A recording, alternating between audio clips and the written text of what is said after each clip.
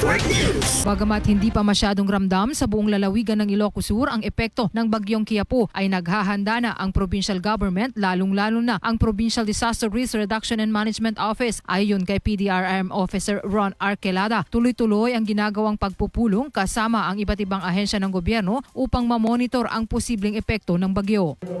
As of now, yung alert status natin ay nasa white, pero itataas na po pa sa blue to heighten yung monitoring natin and preparation pagdating sa bagyo. Okay. Yes sir, ngayon pa lang ay talaga yung mga land and water na equipment natin ay talaga piniprepare na natin para in case na kailangan ay agad-agad na i-deploy natin yung mga equipment natin. Kasama sa paghahanda ng PDRRM office ay ang pagtataas ng alert level status sa buong lalawigan at inaabisuhan na rin ang mga residente sa mga low-lying areas na maghanda at makipag-ugnayan sa kanilang mga LGU kung kinakailangan. Mula dito sa IFM Bigan, Idol Joyce Vasquez, Tatak, RMN. RMN Network News.